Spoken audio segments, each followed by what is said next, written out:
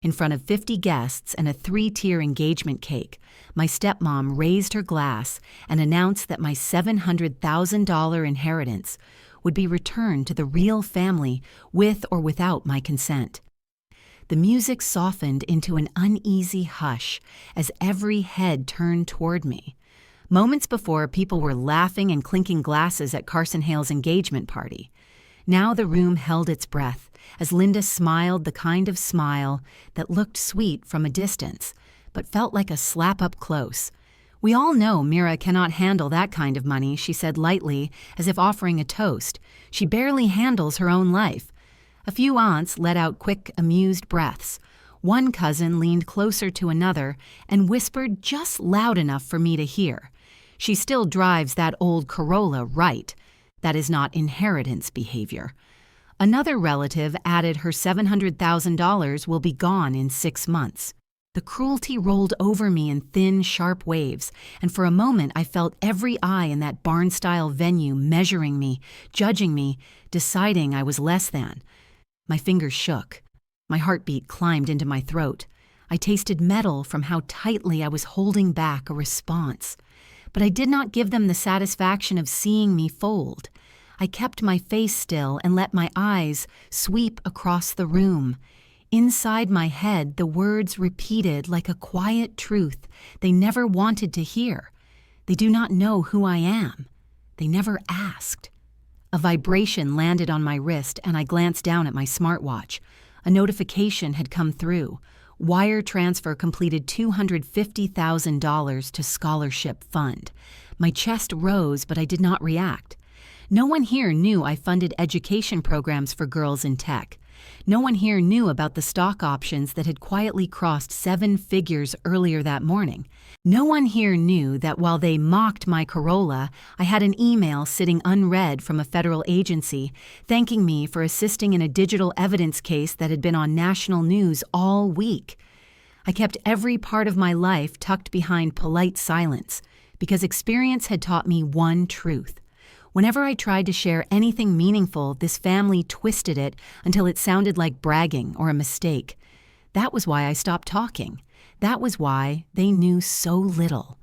I lifted my eyes and let myself breathe as the room kept staring. They wanted to watch me shrink. They expected it. So when Linda stepped closer and placed her hand dramatically over her heart, I already knew she planned to make the humiliation complete. "Mira has always struggled," she announced as if reading a prepared speech. She clung to dear Elaine for help, but that money never belonged to her. "After tonight, we will make sure it ends up where it should have gone in the first place. To us." A few guests murmured in agreement. Carson's fiancée looked uncomfortable but said nothing. My father stared at the floor as if he could not bear to be part of this, yet would not defend me either. The pressure around my ribs tightened, but instead of stepping back, I walked forward. I reached the table where I had been sitting alone and pulled out my chair. I sat down slowly, deliberately, and folded my hands in my lap. Dozens of guests watched, waiting for me to flee or break or cry. I did none of those things. I smiled. Not wide, not angry, just enough for anyone paying attention to know something had shifted. My voice stayed in my head because saying it aloud was unnecessary. You picked the wrong person to embarrass with paper trails and bank accounts. They saw a woman who lived quietly in a modest apartment in Portland, Oregon. They saw a daughter who drove an old car and wore simple dresses and avoided spotlight. They saw the girl who once spent 4 years caring for my grandmother, Elaine, through hospital visits, medications, and endless nights because no one else bothered. They saw the version they created, not the one I became. And because they clung to that version, they believed I was defenseless here. Carson cleared his throat awkwardly, whispering to his mother, as if reconsidering this entire performance. But Linda waved him off. The show had already begun, and she wanted her finale. She lifted her glass again and said with a stronger voice, "Mira should want what is best for the family. A responsible daughter would sign the money over tonight." The audacity was so absurd it almost made me laugh, but I stayed still, letting the room press in, letting the tension stretch. I knew what they did not. I knew that truth had a way of rearranging entire rooms when revealed at the right moment. I looked up at her one last time and felt my heartbeat finally steady. If you have ever been humiliated by your own family in public, stay with me because what happened next shocked every single person in that room. 1 to 2 weeks before the engagement party that would turn my entire world inside out, I was sitting at my small kitchen table in my Portland apartment, eating a leftover salad and trying to finish a late report, when the notification light blinked on my phone and revealed an envelope graphic from Carson Hale, a digital invitation with gold trim and an animated border that looked far more elegant than anything our family usually sent for gatherings. And when I tapped it open, I saw his message sitting beneath the polished script announcing his engagement celebration at a rustic venue in Salem, and his words sat there on the screen for a long moment, while the glow of my laptop flickered across the table. It would mean a lot if you came. We are still family.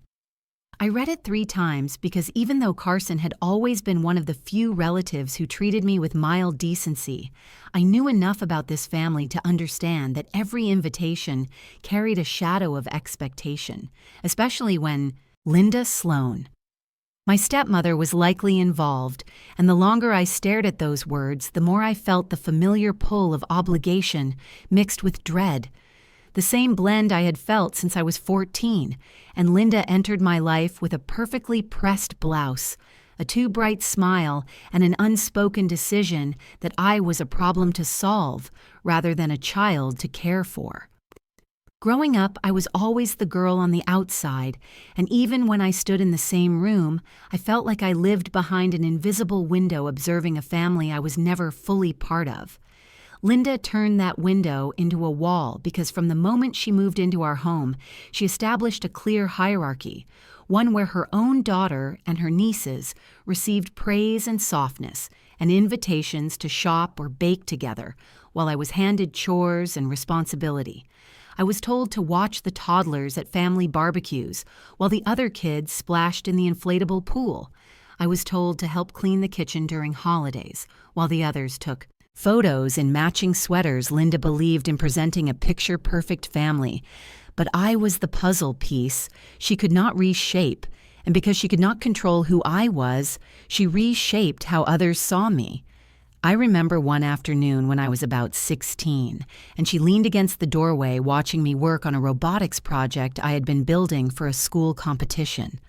The delicate circuits spread across my desk like a tiny city of blinking lights, and she shook her head slowly before saying, "That is just too intense for a girl. Mira, people will think you are strange." Or when I wore a comfortable cotton dress, she picked up the fabric between 2 fingers as though it offended her and murmured, "This is not feminine enough. You should put more effort into how you present yourself." Her comments were always soft-spoken, but sharp enough to leave scratches. She never raised her voice, and maybe that was what made her more dangerous. She used tone and insinuation as weapons, and my father, who never liked conflict, avoided stepping in, choosing silence over confrontation, choosing peace with her over protection of me. My earliest memories with Linda were filled with that kind of subtle slicing, and although I did my best to ignore it, her attitude quickly spread through the family. One cousin would copy what she said and call me too serious. Another aunt would pat my shoulder and tell me not to worry. Not every girl needed to be pretty or social. I learned early that acceptance in this family came with rules I did not want to follow, so I retreated into my interests into coding and digital systems and anything that made sense, in a way people did not. But even that small refuge was not allowed to exist in peace the first time I told my father proudly that I had helped my school win a regional tech award. Linda laughed softly and said, "Stop bragging. Nobody cares about your computer stuff." And when I tried to explain what digital forensics was a few years later, at a holiday dinner, an uncle rolled his eyes and said, "That sounds made up, kid. Just get a normal job." Each attempt to share a part of myself was met with dismissal. So over time, I simply stopped sharing. I let them believe I lived quietly in a modest place, handling some vague technical position that paid the bills. I never told them about the promotions, The bonuses, the specialized certifications, the late-night calls, assisting legal teams with evidence extraction, the cases that appeared in national coverage, or the financial stability I had built through discipline and knowledge. I let their assumptions shield me, because I learned that some people do not deserve access to your truth. And for years, that decision protected my peace. At least until the inheritance came into the picture, that was when the whispers started. Because families who never cared about you suddenly care very much when money is involved. I had been sitting in my car in a grocery store parking lot, scrolling through emails when my thumb froze on one with the subject line update from the estate attorney, and inside was a message informing me that Linda had hired a separate lawyer in Salem and had begun telling relatives that I had clung to my grandmother Elaine only to secure a place in her will. I remember feeling a sudden drop in my stomach as those words pressed into me, even though I should have expected this escalation after everything, and after all the small digs and sideways glances and offhand comments meant to position me as the struggling outsider. I still felt the sting reading that she had told the family I was desperate for money that I was barely getting by, that the only reason I spent time with Elaine during her final years was because I needed her savings more than I needed the relationship. And as I sat there with the sound of rain sliding down the windshield, I realized that Linda had been crafting her narrative long before the engagement party, long before the public humiliation and the quiet truth settled heavily over me. This had never been about family love. It had always been about control, and the moment $700,000 appeared, she simply adjusted her strategy. Staying quiet would no longer protect me. It would only let her decide who I was. And as that realization settled inside me, something shifted, not loudly but quietly with intent, because the invitation from Carson was not a gesture of closeness, it was a stage, and I was expected to walk into a role she had written for me. But what none of them understood was that I stopped following her script a long time ago, and I was no longer willing to sit silently while someone else narrated my life. In the days leading up to the engagement party, my life in Portland moved with its usual quiet rhythm, and every morning I woke to the soft hum of the city drifting through the cracked window of my small apartment, a space that outsiders would likely describe as modest or even sparse. But to me, it was a place built entirely on intention, because every corner of that one-bedroom layout held pieces of the world I had created for myself, without judgment or noise, or the constant weight of being misunderstood. And when I stepped into my living room each day, the first thing I saw was the glow of multiple monitors resting on a wide desk that took up nearly half the wall. Their screens filled with encrypted files, case summaries, and forensic imaging tools that looked like clutter to anyone unfamiliar, yet represented precision and purpose to me. And next to them sat neat rows of labeled hard drives, each holding data extracted from phones, laptops, or cloud accounts involved in ongoing investigations that demanded absolute confidentiality, and floating behind all of it was the gentle scent of coffee, drifting from the kitchen where I kept my battered French press on the counter, because despite what my family assumed about my financial state, I still preferred simple comforts over flashy displays, the kind they believed defined success to them.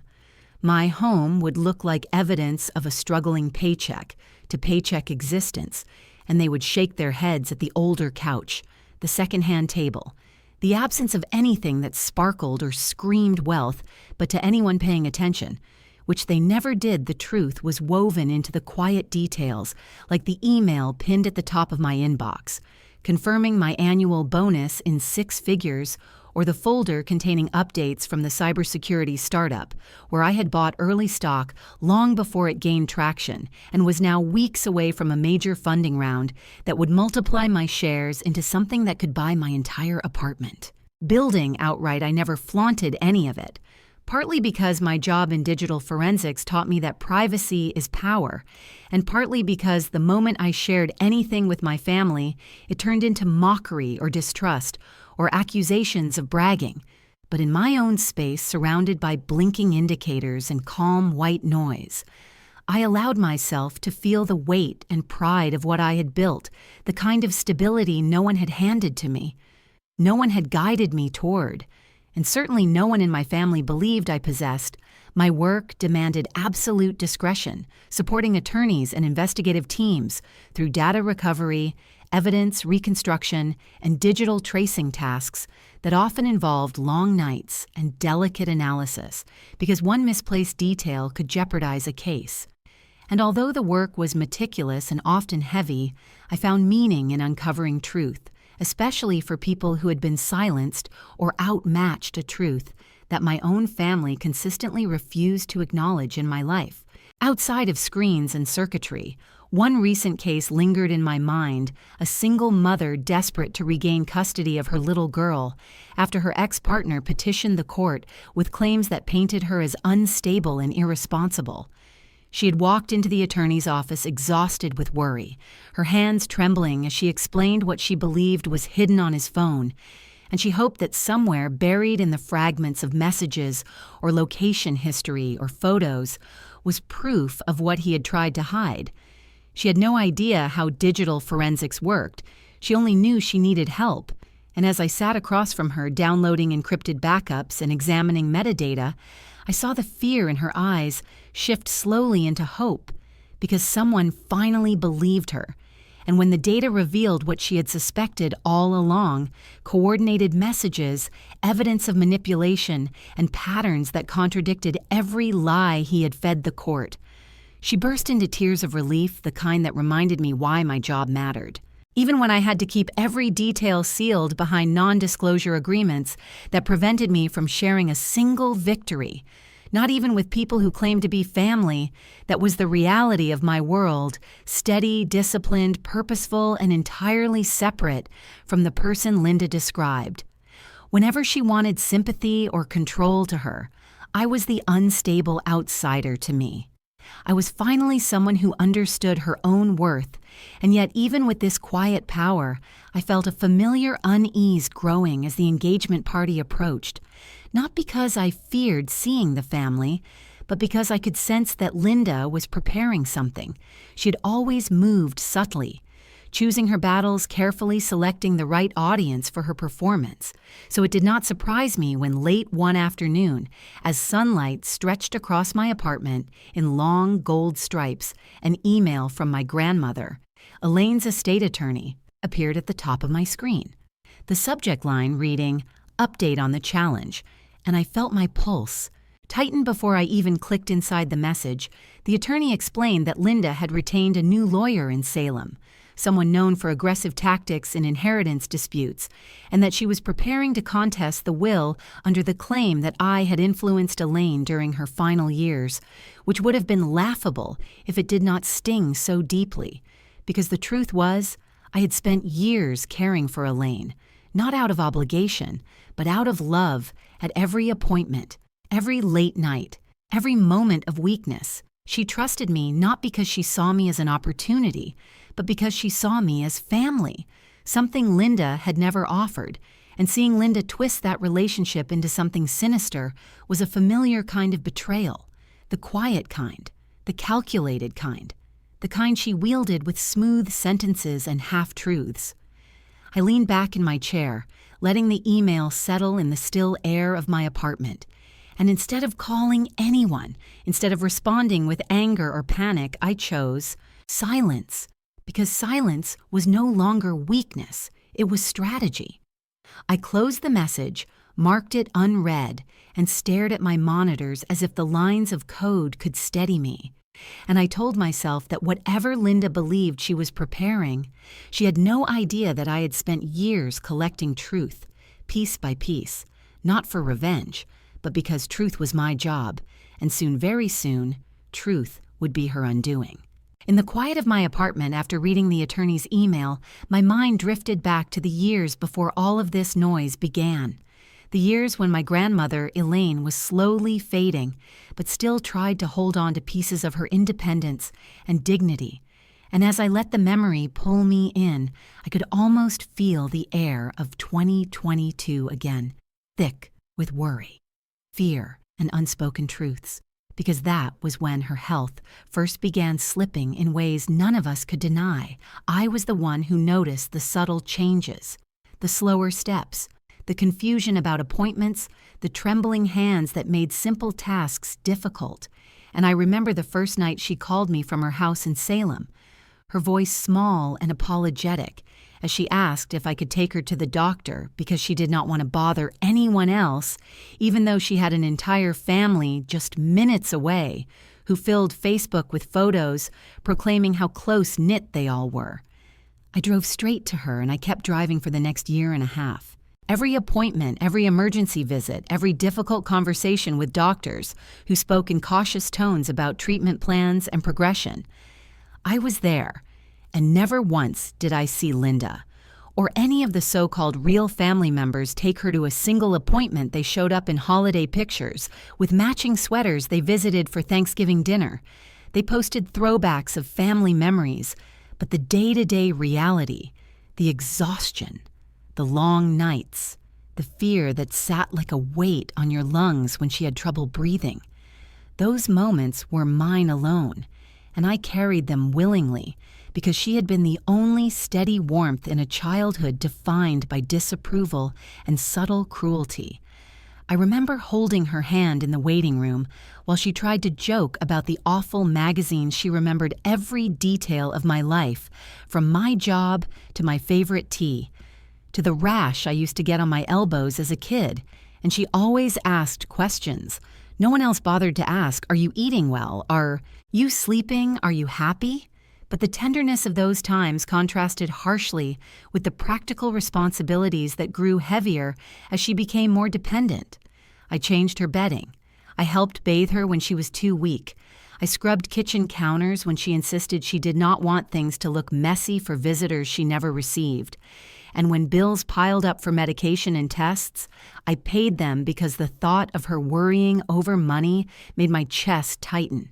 And through it all, I never once asked for anything in return, not a reward, not recognition, not gratitude, because caring for her felt like something that came from the deepest part of who I was. Not from obligation, but from love. And one evening, while I helped her settle into bed after another exhausting day, she looked at me with eyes that were softer and clearer than they had been in weeks, and she whispered, "I cannot take any of this with me. Mira, I want it to go to the one person who is actually here." She said it gently, not as a grand declaration, but as a truth spoken from the tired corner of her heart. And I brushed her hair from her forehead, telling her not to worry about money, not to think about future paperwork, that none of it mattered because she mattered. And in that moment, I believed she was simply speaking from gratitude, not making decisions that would burn through the family like a struck match. But a few weeks later, she asked me to drive her to an office downtown, a place I did not think much of at first because she often had paperwork for insurance and medical directives, and we spoke lightly about the weather and her garden. But when she went inside, she asked me to wait in the car. She said it would be quicker that way, and I honored her request and did not pry. And it was only after she passed in early 2023 that I learned this was the day she updated her will, the day she met with an attorney, filmed a video confirming her wishes, and placed her signature firmly on documents that protected her final choice. The attorney later told me that she had been clear, calm, and determined, and I believed it, because even through illness, she always knew exactly what she wanted. But when the family gathered for the reading of the will, a few weeks after the funeral, there was nothing calm about what followed. I remember the sterile smell of the conference room, the faint hum of an overhead light, and the way my hands rested on my lap as the attorney explained that the bulk of her estate, $700,000 in savings investments and property proceeds, would be left to me. Someone gasped. Someone else muttered, "No way," and then Linda's voice cut through the room, sharp and high-pitched, as she demanded to know how an old woman could have been so easily manipulated by someone who barely had their life together. Those were her exact words, and even now they echo with the same sting, because she accused me of exploiting Elaine in her weakest moments, of influencing her decisions, of stealing from the family. And when the attorney calmly explained the video evidence, the medical documentation, the signed statements, and the witnesses, she shifted the narrative again, claiming that I must have pressured her into doing it earlier before her health declined. She created theories, point after point, throwing them like darts, hoping something would stick and somehow justify her anger. But underneath all her accusations was not concern about Elaine, or fairness or truth. It was rage that the image she had built of herself as the rightful center of the family had cracked so loudly in front of everyone else.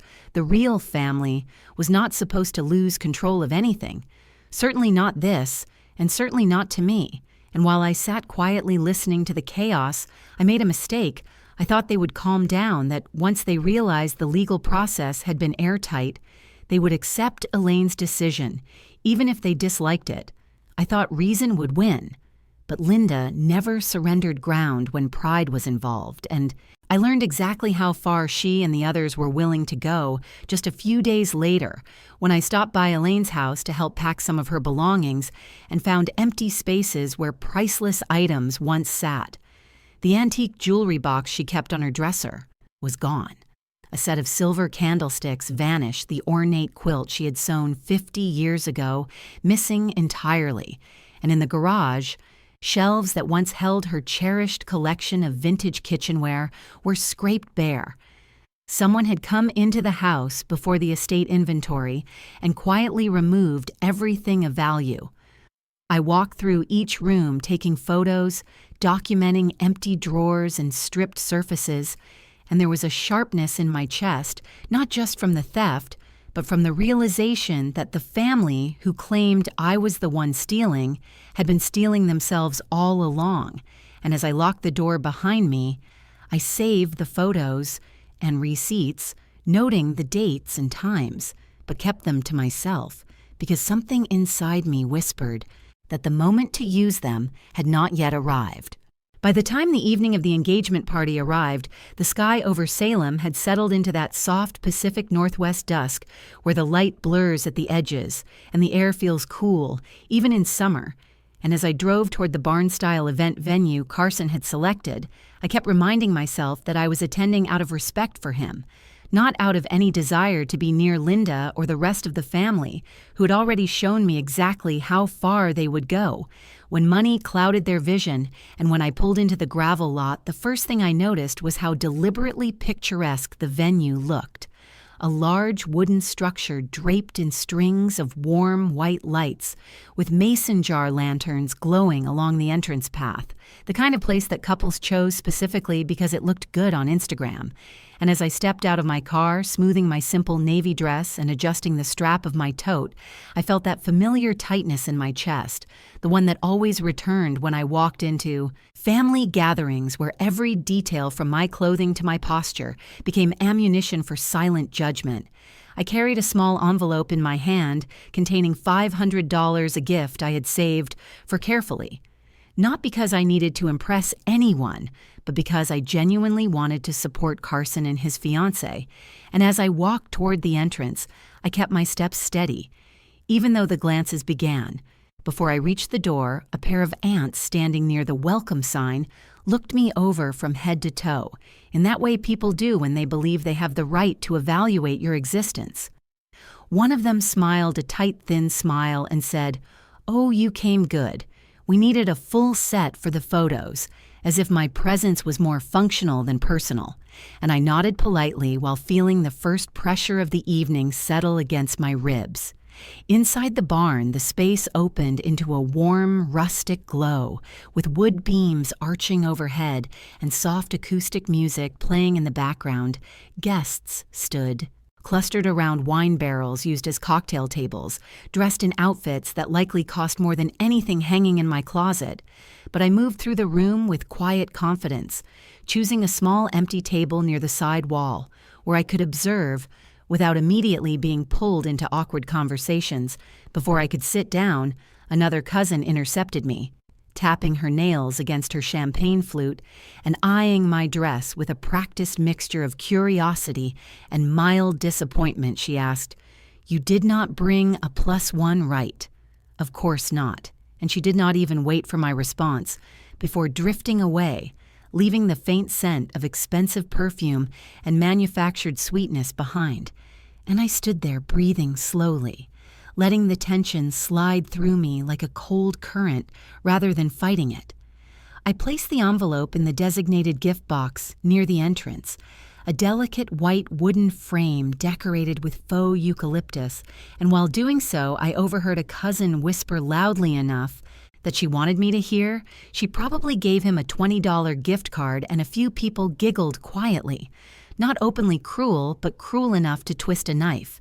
And for a moment, I felt the familiar sting of being underestimated, of being spoken about, as though I could not hear, of being treated as the odd one out, the girl who never fit their aesthetic, their expectations, their idea of success.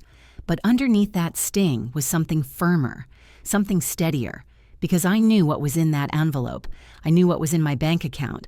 I knew what I had built with my own hands and mind and discipline, and it took every ounce of restraint not to turn around and ask them how much they had saved this year, how many hours they had worked, how many cases they had helped solve. But instead, I walked away, choosing silence again, the strategic kind, not the submissive kind. The music shifted slightly, and I noticed Carson across the room laughing with a group of friends, his fiancée glowing beside him, and for a brief moment, I felt genuine happiness for them, a softness that cut through the tension and reminded me why I had come. But before I could make my way over, a familiar voice drifted through the low hum of conversation, and it froze me in place. Linda was standing near the bar, her sequined shawl catching the light as she leaned toward Carson, her tone low but pointed enough that it slipped through the noise and reached me without effort. She said, "Tonight, we will finally make that girl hand over what she stole." The words sliced clean. No hesitation, no disguise, no pretense of celebration, and the way she said that, girl, rather than my name, carried the same dismissive venom she had used my entire life, except now it was sharpened by greed and certainty, and the chilling confidence of someone who believed she had already won. Carson did not respond immediately, but he did not walk away either. He stood there listening, his expression unreadable, and in that brief moment, everything around me blurred: the warm lights, the clinking glasses, the murmured conversations, the acoustic guitar all fading under the single realization, settling into my stomach like cold stone. This was not just a celebration, this was a setup, a stage crafted carefully, a trap dressed as a party, and I was the target. And as my pulse steadied into a slow, controlled rhythm, I understood that the person they thought they were cornering was not the person standing here now, because they believed I would shrink. They believed I would fold. They believed the old narrative they had built about me would still hold power, but they were wrong. And they were about to learn exactly how wrong. The moment the staff dimmed the lights just slightly, and the soft amber glow from the overhead bulbs began to warm the center of the barn, I knew something was shifting. Conversation slowed the way birds quiet before a storm, and glasses clinked with an anticipatory rhythm as guests drifted toward their seats, and I felt the air thicken with that strange tension that only families like mine could manufacture, even in a room meant for joy. Carson was standing near the head table, talking to one of his groomsmen, and his back was turned, which was the first sign that he had no intention of intervening in whatever Linda was clearly preparing, because when she stepped forward, her sequined shawl caught the light in a way that made people instinctively look at her as though the sparkle alone demanded attention. And she tapped her champagne flute with deliberate flourish, each tap echoing sharply across the wooden beams. The room fell quiet in seconds, and guests shifted, turning to face her with polite curiosity, and I felt dozens of eyes sweeping the room looking for me before Linda even said my name.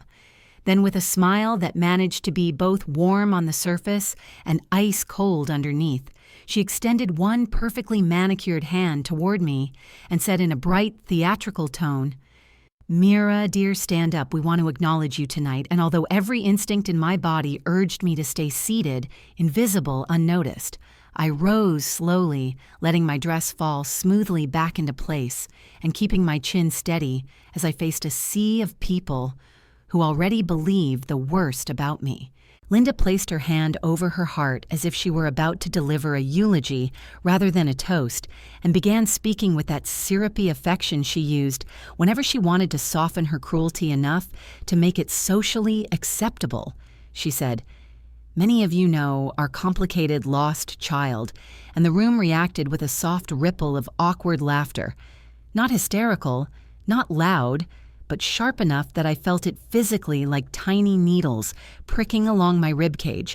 And she continued, without missing a beat, adding who got a little too close to an old woman's checkbook, and that line, that deliberately crafted accusation, delivered with false innocence, sent another small wave of giggles across the room. The kind of restrained social amusement that tries to pretend it is harmless, even as it slices straight through the person standing in the middle of it. My face felt warm, but not from shame, from anger held carefully behind my ribs, and as I watched Linda take a slow, theatrical sip of champagne before continuing, I realized she thought this was her moment of triumph. She shifted her stance, angled slightly, so the room saw her best side, then said with a tone that implied she was being painfully reasonable, "We've been talking to lawyers, and we are making sure that the money my mother-in-law left will be placed back where it belongs in this family." And the room responded with nods and murmurs of agreement. People who had never visited Elaine once in her final months, now deciding they were entitled to weigh in on what belonged to whom. I looked toward Carson, hoping for even a flicker of discomfort, a sign that he disagreed with the script Linda had prepared.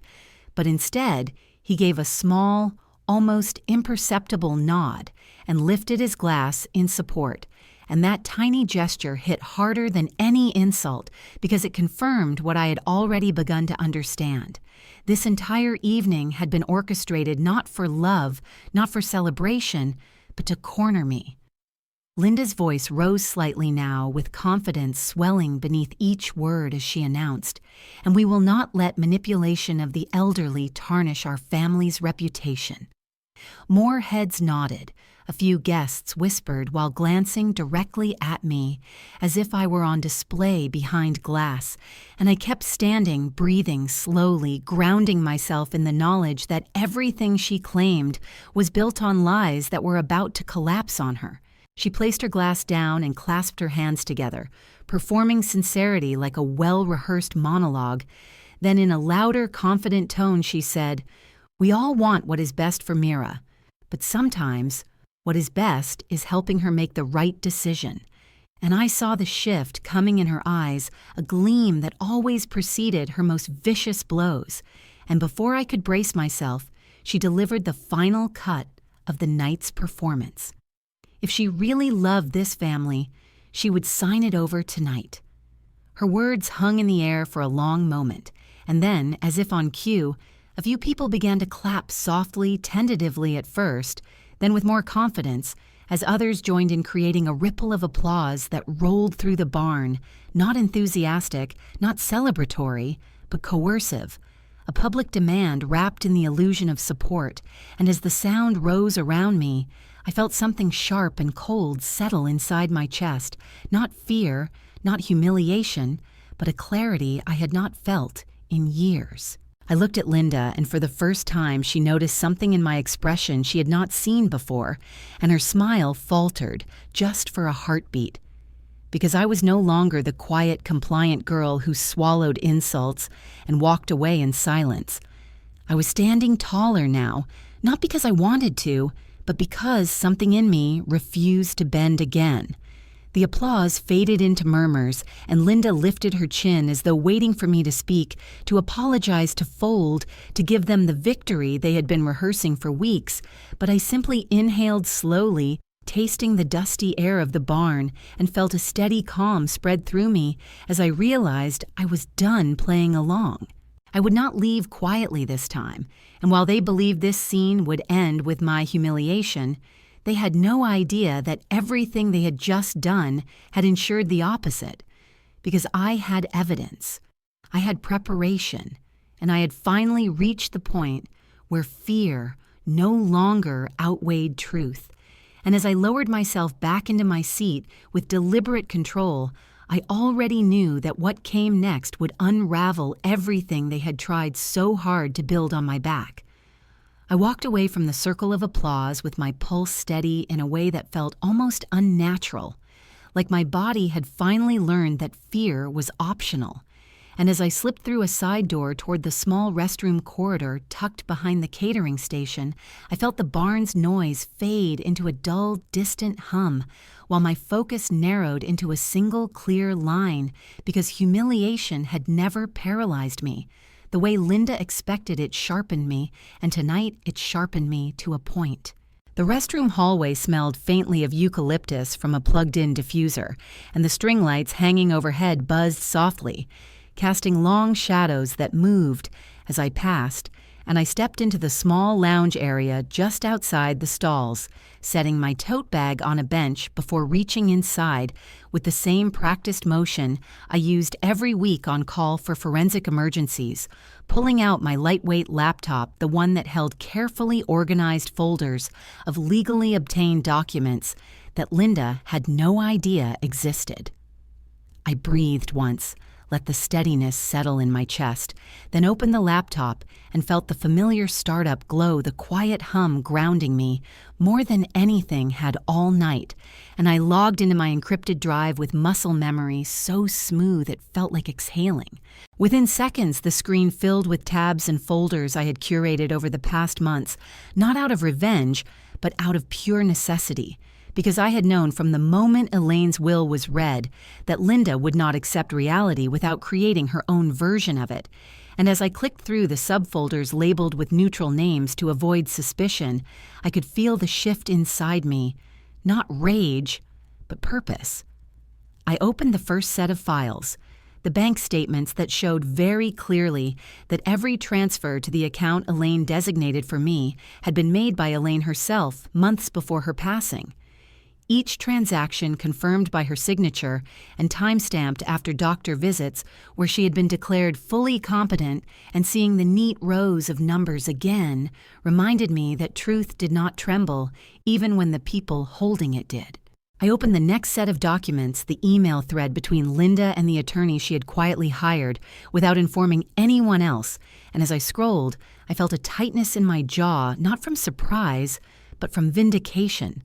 Because there it was, in plain language, the message where Linda wrote, "We will say she pressured Mom into it. Something believable, something emotional, something that paints her as unstable." And reading those words again crystallized exactly what kind of woman Linda was when the facade dropped. I opened another folder containing photos of receipts, luxury items, and the cruise itinerary Linda had charged to Elaine's credit card just months before her passing, labeled as necessary caregiver expenses, and I tilted my head slightly at the audacity of someone who had spent so little time with the woman she claimed to protect. I selected the files I needed and created a clean, minimalist slide deck. Nothing dramatic, just white backgrounds with timestamps and screenshots, the kind of visual clarity that even the most biased relative could not rationalize away. And as I tested the transitions, I felt a strange sense of calm wash through me, almost like I was conducting a routine case review, not preparing to dismantle an entire narrative built on lies. I tucked a loose strand of hair behind my ear and closed the laptop for a moment to steady my breathing, listening as muted music drifted faintly from the barn, the party continuing without any idea that the story they thought they were controlling was about to rupture. Once my pulse steadied, I reopened the laptop and walked quietly toward the audio-visual table at the edge of the barn, the staff busy arranging dessert plates and refilling drink dispensers, none of them paying attention when I lifted the HDMI cable with a polite smile and said, "I have a short slideshow of some family memories for Carson and his fiancée. Would you mind if I load it now?" and the young staffer nodded distractedly while polishing glasses, granting me the easiest permission I had ever received in this family. I plugged the cable into my laptop, watched the screen mirror onto the projector monitor, and prepared to test the opening slide.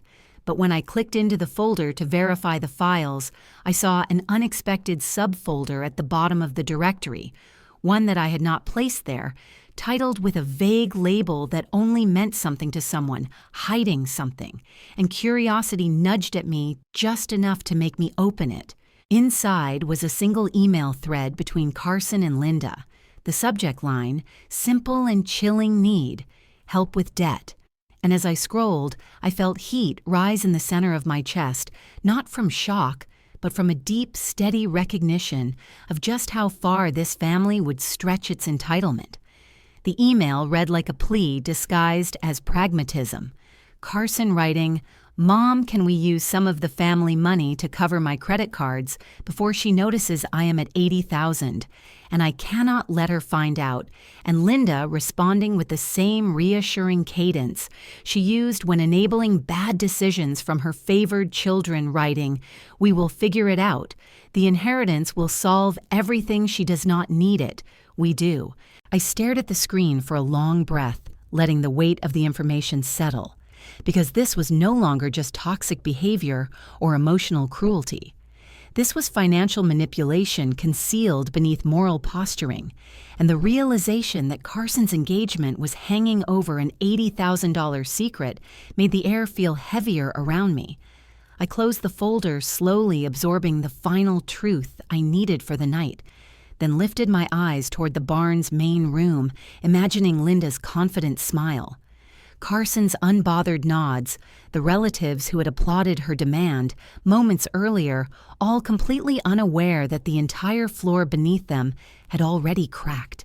The slides were ready, the evidence was irrefutable, and now with this new discovery, the humiliation they planned for me was about to become the unraveling of everything they had hidden.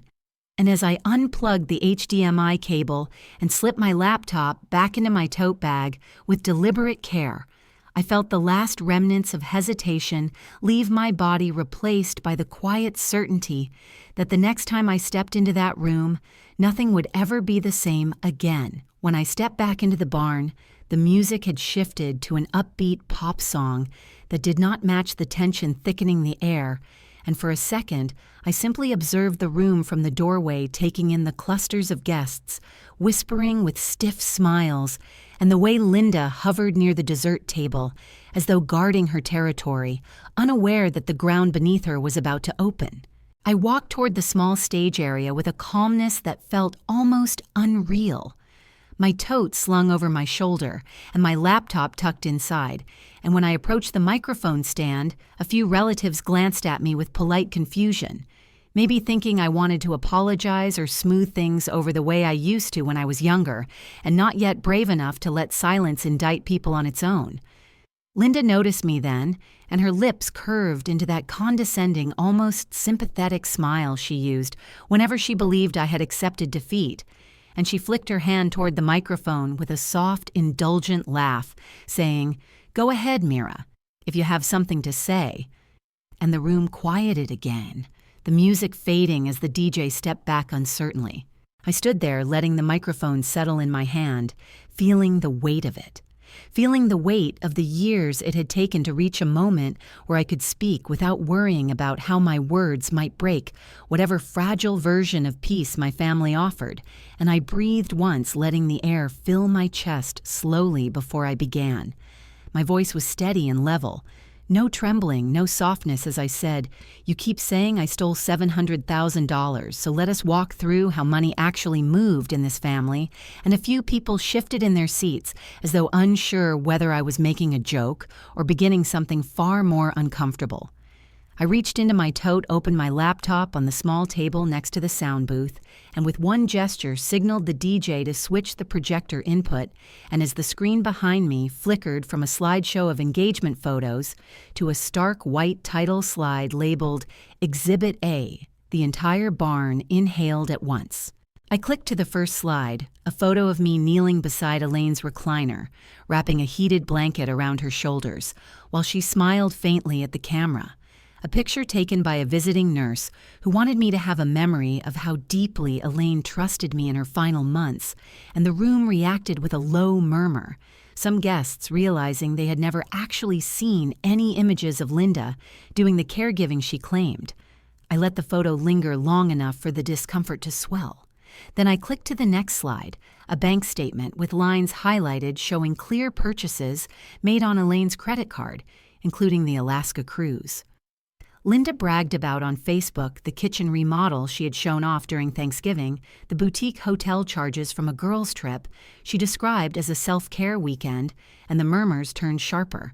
A few jaws dropped, hands lifted instinctively to mouths, and one aunt whispered, "Oh my God," loud enough that 3 nearby guests turned toward her. I kept my voice calm as I said, "This is how her money was being used while she was bedridden, and I was the one taking her to appointments," and I watched Carson shift uncomfortably at his table while Linda's eyes widened just slightly, her smile faltering before she forced it back into place. I clicked again, revealing another screenshot, this one, a neatly documented series of transfers initiated by Elaine herself, long before her condition worsened, each time-stamped, each verified, each bearing her full consent, and the clarity of those numbers cut through the barn like a blade. People exchanged glances, hesitant now, the confidence of their earlier applause dissolving as they realized the narrative Linda had fed them was held together by assumptions and entitlement, not truth. I let the silence expand because silence is where truth lands hardest. Then I said softly, "Elaine knew exactly what she wanted, and she made sure it was legally sound, and before anyone could attempt to argue, I clicked to the final slide in the sequence, though it was not truly a slide, but a short embedded video." The projector screen darkened for a brief second before the frame lit up with the gentle image of Elaine sitting in her living room wearing her favorite pale blue cardigan, sunlight filtering through sheer curtains behind her, and the lawyer's voice prompting her off camera. Elaine smiled softly, then said with clarity that left no room for interpretation, "I am leaving it to Mira because she showed up when no one else did," and her voice, thin but unwavering, echoed through the barn with a force that stilled every breath in the room. You could feel the silence shift, heavy and undeniable, the kind that strips away pretense and leaves only exposure behind. And I watched the faces in front of me freeze in shock, confusion, guilt, disbelief. Some leaning forward unconsciously as if proximity could help them make sense of what they were seeing. Linda's complexion drained a shade lighter, her jaw tightening as the reality of Elaine's own words unraveled every accusation she had uttered all evening. And Carson stared at the video with wide, unblinking eyes, his engagement decor glowing behind him like scenery in a play, suddenly overtaken by truth. When the video ended, the screen faded to stillness, and I stepped slightly aside, letting the weight of Elaine's words sink in, fully giving everyone room to feel the exact moment the story they thought they understood collapsed. No one could say she was confused. No one could claim she did not know what she wanted. No one could twist her intentions into something convenient anymore. I rested one hand lightly on the microphone, not gripping it, just touching it, grounding myself in the silence that followed, a silence that tasted like justice's first breath, and I let the room stay there, suspended in that uncomfortable, satisfying clarity at the edge of a truth they never expected me to hold. The room was still frozen from Elaine's recorded words when I lifted my hand slightly toward the projector again, not rushing, not raising my voice, simply letting the gathered silence turn into a kind of permission. And when I spoke, my tone stayed level in that measured forensic cadence I used when presenting evidence in court, a tone that made people listen whether they wanted to or not.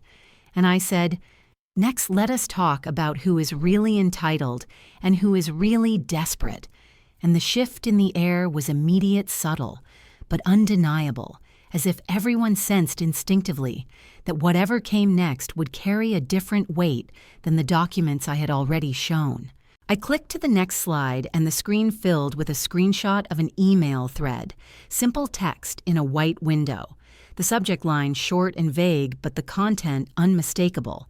And the moment the first words became visible, a ripple of confusion moved through the guests, people squinting slightly as they read lines projected larger than life across the wood planks behind me.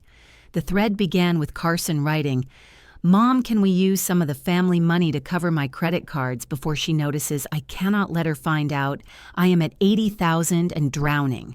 And the room reacted with a sharp, shocked inhalation, as though someone had opened a door to outside air that was too cold, too sudden to ignore.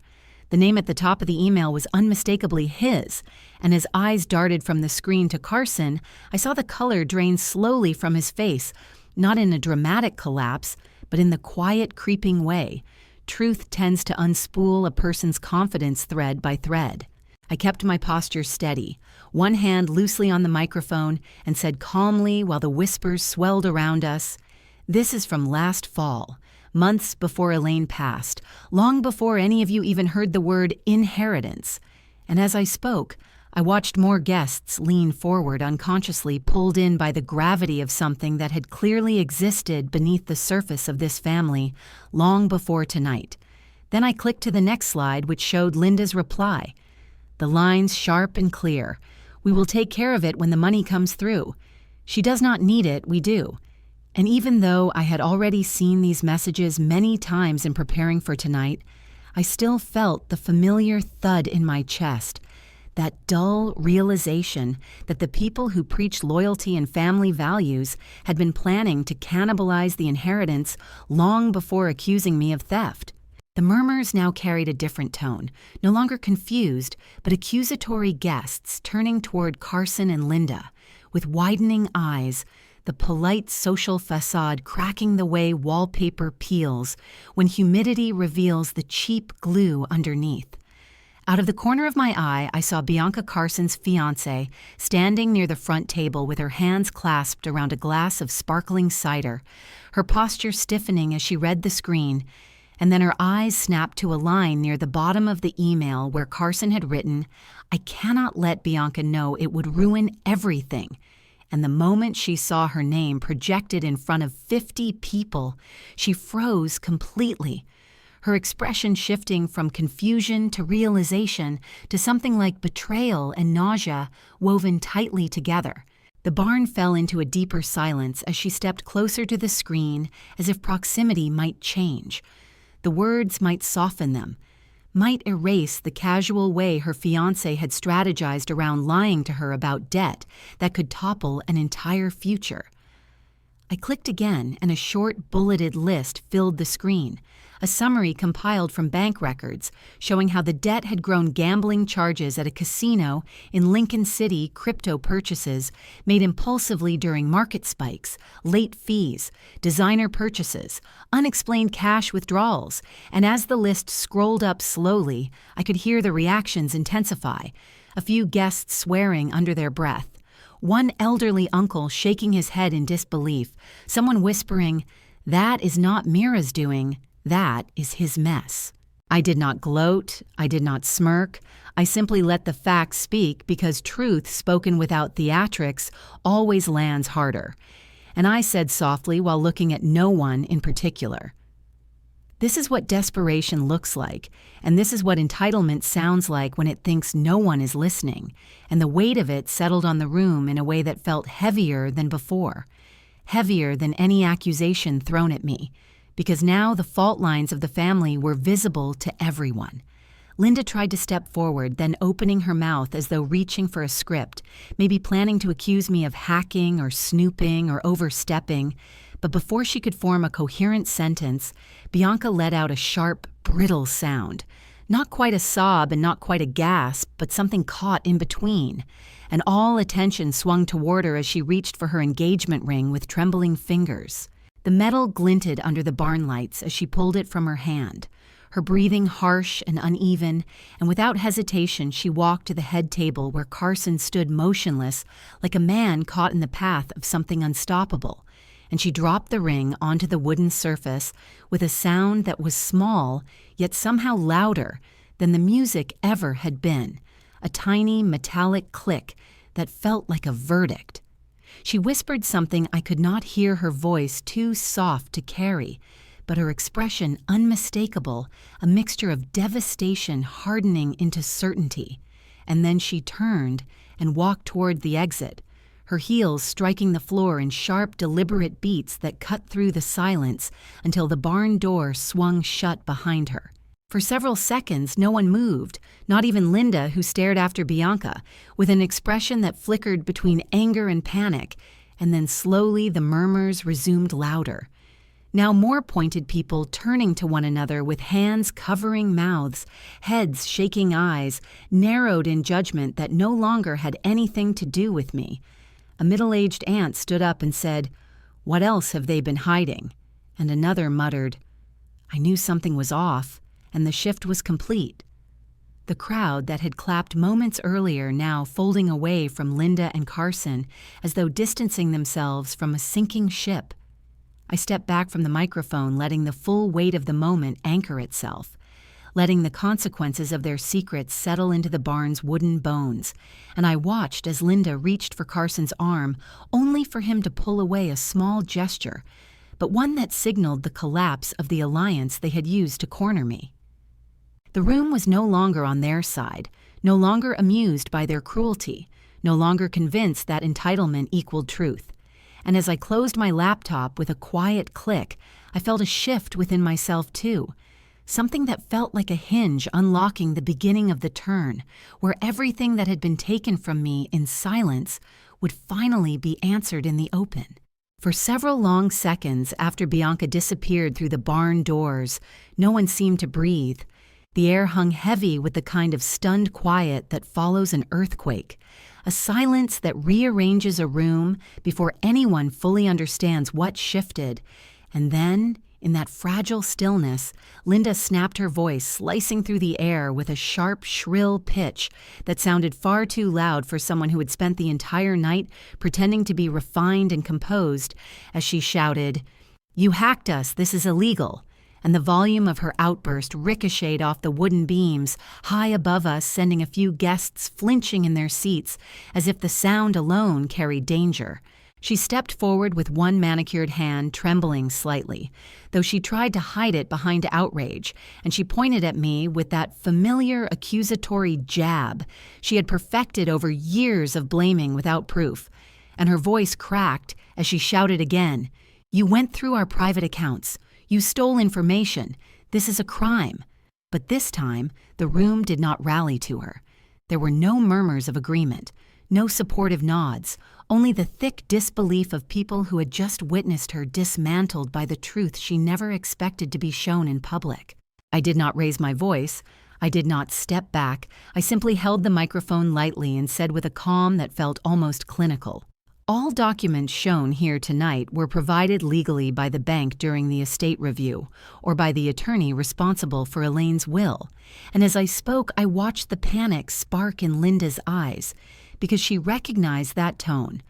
Well, the tone of someone who had receipts in every sense of the word, the tone of a woman used to presenting evidence in places far more intimidating than a barn full of relatives.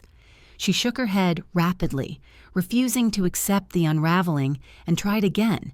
"No, you manipulated something. You twisted it. You always twist things." But her voice trembled under the weight of the projector screen still illuminated behind me, displaying the last frame of the email thread that had shattered her credibility more thoroughly than any speech ever could.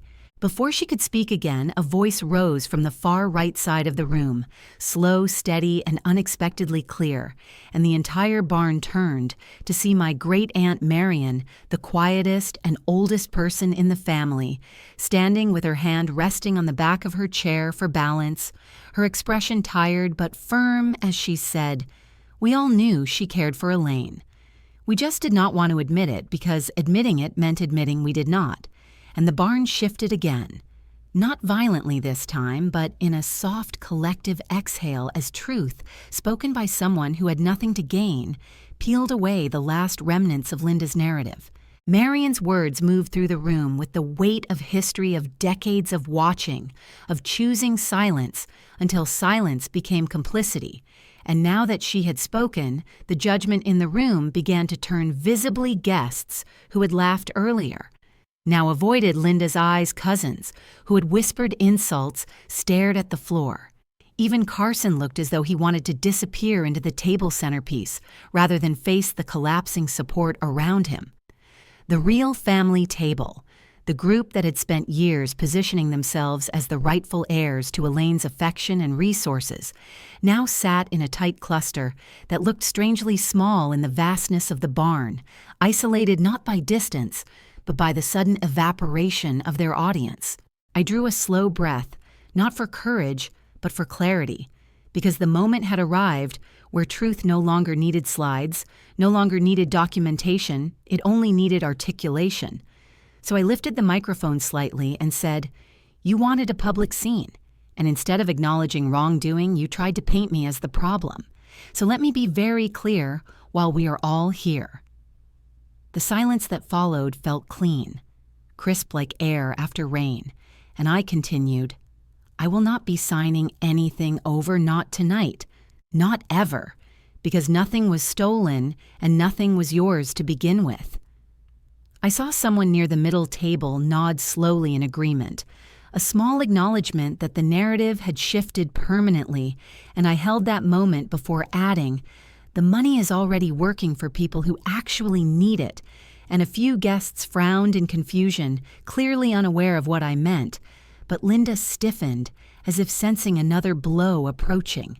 I paused long enough for attention to sharpen. Then I said I used part of the inheritance to establish a community scholarship in Elaine's name, and the words drifted across the barn like a soft bell, gentle but undeniable. The screen shifted again behind me as I clicked to a simple slide showing a small banner reading the Elaine Hartwell Community Scholarship Fund, and underneath it, a short description stating that the fund provided tuition assistance for low-income students pursuing technology and caregiving fields, aligning perfectly with who Elaine was and what she valued. A few people gasped softly, not out of shock, but out of the realization that while Linda and Carson viewed the inheritance as a lifeline for their mistakes, I had viewed it as a tool, something to be used with intention rather than entitlement. And as the screen glowed quietly with Elaine's name, several relatives lowered their heads in something resembling shame. My voice stayed calm as I explained I did this because Elaine wanted her life to mean something beyond the walls of her house, and because the money she earned over decades should help others build lives, she would have been proud to support.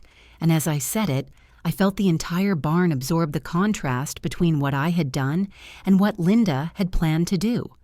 The real family table now appeared painfully exposed, stripped of their moral framing, their self-appointed righteousness, dissolving under the weight of a scholarship that placed Elaine's name into the world with dignity instead of greed, and even the guests who had shown up merely out of social obligation now understood that the divide in the room was no longer subtle. I let the microphone rest at my side, then no dramatic exit, no raised voice, just a quiet, steady pause to allow the truth to settle into the bones of the barn, into the memories of everyone present, and into the unraveling alliances at the table that had once believed they controlled the story. The justice was not loud, but it was absolute, and in the widening silence, Linda and Carson finally looked small, not because I had diminished them, but because truth had reduced them to their actual size. 3 weeks passed before I saw either of them again, 3 weeks where the barn scene rippled through Salem like a stone hitting still water, 3 weeks where I focused on work and depositions and the scholarship logistics that filled my days with something steadier than family politics, and then on a gray Saturday morning with soft Portland rain tapping against my apartment windows, I heard a knock that immediately made my stomach tighten. Not from fear, but from the unmistakable heaviness of déjà vu, the sense that unfinished business had finally found its way back to my doorstep. I opened the door slowly, and there they were, Linda standing a half step ahead of Carson, as if positioning herself for sympathy, both wearing expressions that had been carefully arranged to look wounded rather than hostile, and their posture told me everything before either of them spoke.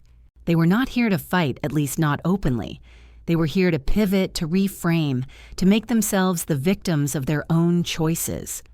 Linda gave a tight, practiced smile and said, "You really hurt us with what you did," her voice soft, like she was talking about a misunderstanding rather than months of manipulation she had orchestrated, and she added, "We are family. We should handle money privately, as though the barn scene had been a spontaneous accident rather than a trap she had set and walked into." Carson stood behind her, nodding stiffly, his eyes darting around my apartment as if taking inventory of my life, perhaps searching for signs of wealth to justify the resentment he had carried for years. And when I did not invite them in immediately, Linda clasped her hands together in front of her chest with a dramatic sigh and said, "We came because we want to reconcile even after everything we are trying," placing the burden of forgiveness onto me as though they had been the ones publicly humiliated. I stepped aside out of politeness and let them into the small living room, the minimalist space that outsiders always misread as financial struggle. And they sat carefully on the edge of the sofa like they were afraid of touching anything that did not belong to them. For a moment, none of us spoke. The only sound, the distant hum of traffic outside and the soft ticking of the thermostat. And then Carson cleared his throat with exaggerated weight and said, "You know, this situation has damaged our reputation a lot," pausing as if expecting me to fill the silence with an apology. When I didn't, he continued, "Mom and I think it would be fair if we worked something out. Maybe split things so we can all move forward." And Linda jumped in quickly, saying, "We are not asking for everything, just what helps restore the family's standing, as though reputation were a currency she was entitled to access." I watched them, carefully, watched the rehearsed sadness on Linda's face and the strained panic under Carson's, and I recognized the pattern, instantly the same dynamic I had seen in digital investigations, where perpetrators returned to their victims not with remorse, but with strategy, not to make amends, but to salvage what they could. They mistook my silence for hesitation, and Linda leaned forward slightly, lowering her voice to a gentle pleading tone, as she said, "You embarrassed us, Mira, and we know you did not mean to cause so much trouble, but you can fix this by giving us a portion of the inheritance, just enough to show the community we are united and responsible." Framing her request as though generosity were a moral obligation I owed to the people who had spent years treating me like an outsider. I let her finish, let the words hang in the air with the faint scent of entitlement beneath them, and then I asked quietly, "What exactly would you do with it?" And the way their eyes flickered at the same time told me everything I needed to know. Carson spoke too quickly, saying, "It is not about the money, it is about repairing the image of the family." And Linda nodded emphatically, repeating, "It is about the family, not the amount." But their voices trembled with the same frantic undertone I had heard when they whispered about debts and reputation in the barn. I sat back slightly and simply let the silence return again, watching the discomfort build in the space between us as they realized the leverage they thought they still had was gone. And after a few moments, Linda reached into her purse and pulled out a small foil-wrapped chocolate, unwrapping it with the kind of nervous energy she used to mask anger. And she muttered softly, "You do not want people thinking you only care about yourself." The guilt laced into her words like a hook she assumed I was still vulnerable to. I folded my hands in my lap and said nothing for a long, slow breath, letting the weight of their request settle in my chest, not as pain, but as confirmation that their priorities had not changed, even after everything that had been exposed. Then, without raising my voice, I said, "I listened to what you wanted, and now you are going to listen to what happens next." And both of them straightened instinctively, as if bracing for a negotiation they believed they could influence. Instead of arguing, I reached into the drawer of the small console by the window and pulled out a plain white envelope unsealed, thick enough to hold more than a simple note, and I placed it on the coffee table in front of them.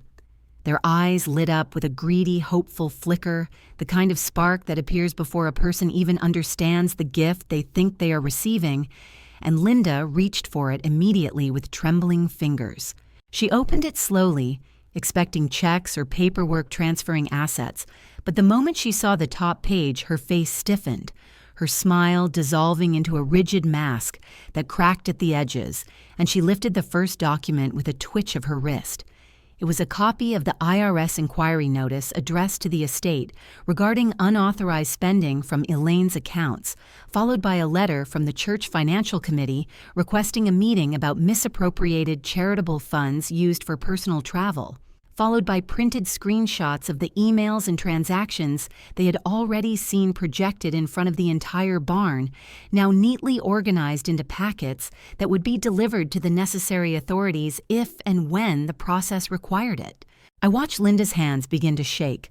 Watch Carson pale as he reached for a page showing the credit card debt, with his signature confirming responsibility, and before either of them could spin back into accusation or denial, I said quietly, "This is what happens next. Not because I hate you, but because I am done protecting you." And the words settled into the room with the finality of a closing door, not slammed, not violent, simply closed in a way that signaled something irreversible. The fallout did not arrive in one dramatic wave, but in a series of quiet shifts that accumulated over days and weeks, each one small enough that an outsider might have missed it, but together, forming the kind of slow unraveling that happens when truth is finally given room to breathe. And I learned quickly that I did not need to push anything forward because the systems Linda and Carson had always believed would protect them were the same systems that now demanded explanations they could not provide.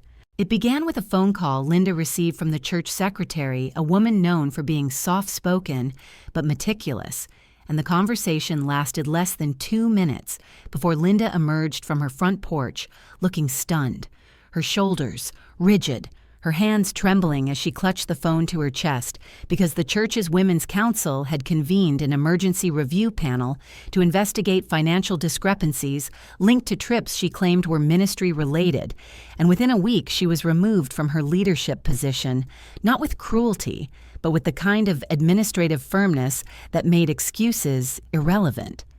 People who once praised her now avoided eye contact at Sunday service, and the social circle she treated like an audience shrank into uncomfortable silence as whispers spread about her mishandling funds that did not belong to her. I did not gloat. I did not comment. I simply watched the consequence land exactly where it belonged. And there was something strangely liberating about realizing I did not need revenge, because accountability was already built into the structures she had spent years manipulating. Carson's fallout arrived differently through corporate channels rather than community ones, and it unfolded with the cold precision of a compliance department that detected something irregular in his expense reports and personal disclosures.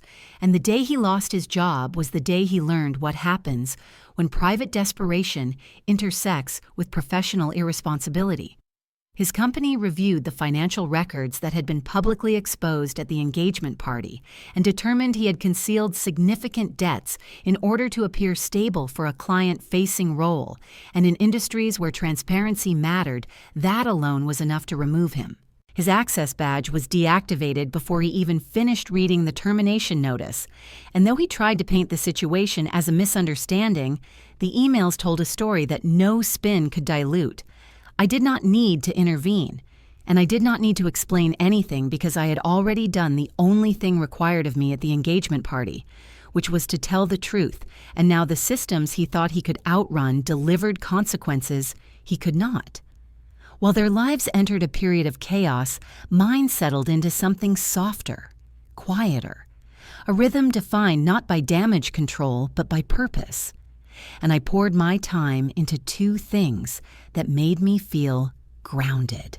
The first was expanding the scholarship fund I had created in Elaine's name, turning it from a single grant into a small but growing program dedicated to helping young women pursue technology fields they believed were out of reach. And every time a student sent a thank you email or forwarded an acceptance letter, there was a warmth in my chest that felt like Elaine's hand resting gently on my back, steady and proud. The second was my work in digital forensics, which remained demanding and often emotionally heavy, but it felt more meaningful now, especially when I assisted in cases where someone had been manipulated into thinking they had no power, no voice, no options. And each time I helped uncover evidence that restored someone's dignity, I felt that same quiet sense of alignment, like life was finally moving in a direction that belonged to me alone. I did not monitor Linda's situation, though updates reached me through family whispers, nor did I keep track of Carson beyond the occasional message relayed through someone else, because their consequences were no longer my responsibility, and their narratives were no longer mine to fix or soften. What I noticed instead was the absence of fear in my daily life, the way my chest no longer tightened when my phone rang, the way my evenings felt peaceful rather than anticipatory. And I realized that silence can feel like freedom when it is no longer imposed by others. Then one evening, just after sunset, when the sky over Portland had shifted into a muted lavender that softened the city's skyline, my phone rang with a number I had not seen without Linda standing beside it in years, and after a moment of hesitation, I answered. My father's voice came through the speaker quieter than I remembered, unsteady, in a way that made him sound older, and he cleared his throat before saying, "I wanted to call you myself this time. No prompting, no interference," and the guilt embedded in those words was almost palpable. There was a long pause, the kind that stretches when someone is trying to gather courage, and then he said, "I am sorry, Mira, not for the scholarship or the inheritance or the money, but for standing beside her all those years while you stood alone." I leaned back against the kitchen counter, letting the quiet settle between us, letting the sincerity in his voice register in a way I hadn't expected. And then he added, "I should have protected you more. I should have seen what she was doing, and I should have been your father in ways I failed to be." My voice, when it finally emerged, was calm, not sharp, not emotional, simply steady as I said, "You do not have to choose me over her," and I heard him exhale slowly as though he had been bracing for an ultimatum, but I continued, "You just have to stop letting her choose who I am allowed to be." The line went quiet, not uncomfortable, but thoughtful, and I heard in his silence the beginning of something that had never existed between us before. Not reconciliation exactly, but the possibility of it, and possibility, I realized, was enough for now. A few days after my father's call, I found myself driving west toward Cannon Beach, the familiar stretch of highway unfolding in long, winding arcs through evergreen forests that smelled of damp earth and salt, carried on the wind, and as the miles passed beneath my tires, a strange quiet anchored itself inside me. Not the heavy silence of avoidance, but something lighter, clearer, like my chest had finally unclenched after years of holding itself small. The sky was a soft gray, the kind that blurred the line between cloud and ocean, and when I reached the coast, the air carried that cool, briny sharpness that always reminded me of childhood trips with Elaine trips, where she would pack sandwiches and a sweater for me, even in summer, insisting that the Oregon coast held its own moods and that we should respect them instead of challenge them. I parked near the dunes and walked across the cool sand, feeling the grains sink around my shoes, hearing the rhythmic crash of waves in the distance, and every step forward felt like shedding another layer of memories that no longer fit the person I had become. When I reached the shoreline, I stood still, letting the wind pull strands of hair across my face, and I closed my eyes for a moment, letting the roar of the Pacific fill the hollow spaces that had been crowded for far too long by voices that never truly loved me And in that sound, I heard echoes of Elaine's steady wisdom, the quiet, unshakable truths she had shared with me over the years. I could almost hear her voice beside me, warm and patient, saying as she once had while we sat on this very sand, "Power does not always look loud." And the memory unfurled inside me with the gentleness of a wave slipping up the shore, reminding me that strength had nothing to do with volume or spectacle, or the approval of people who misinterpreted kindness as weakness. I breathed deeply, letting her words settle into me the way they always did, and as I watched the waves roll in with their steady, relentless rhythm, I realized with a clarity I had not felt before that I no longer needed the acknowledgement or validation of the real family at all, not because I had risen above them, but because I had finally stepped out of the economy in which their opinions held value. The $700,000 that had ignited so much resentment, accusation, and manipulation had never been the point. And standing there with the wind tugging at my sleeves, I understood with complete certainty that money could never buy loyalty or compassion or genuine belonging, but it could be transformed into opportunity for people who would cherish it rather than drain it. People who might someday take their own place at tables that celebrated rather than diminished them. I thought of the scholarship recipients who had already written to say they were enrolling in their first coding classes, the young women who had told me they never believed someone like them could enter tech until a fund named after a woman they had never met made room for them, and for the first time in a long time, I felt gratitude for the inheritance, not because it enriched me, but because it connected me to a broader circle of lives that Elaine would have been proud to uplift. The ocean wind grew stronger, and I wrapped my arms lightly around myself, not out of cold, but out of reflection, and I allowed myself to sit with the final decision I had been circling for weeks. The decision that came not from anger, but from peace. I would not allow Linda or Carson back into my life, not for mediation or reconciliation or reputation or obligation, because the distance between us had become the healthiest boundary I had ever drawn. And protecting that space felt like choosing myself in a way I had spent years afraid to do. But for my father, the door was not locked, not wide open, but cracked gently the way sunlight filters through morning curtains, because change in him was not guaranteed, yet it was possible, and sometimes possibility itself was a kind of hope. I stayed on the shore until the tide began to creep higher, until the spray of the waves cooled my cheeks, and I felt something inside me align with the restless steadiness of the ocean, something like forgiveness, but not for them. For me, for the girl who spent years shrinking in rooms where she was meant to love people who kept carving pieces of her away.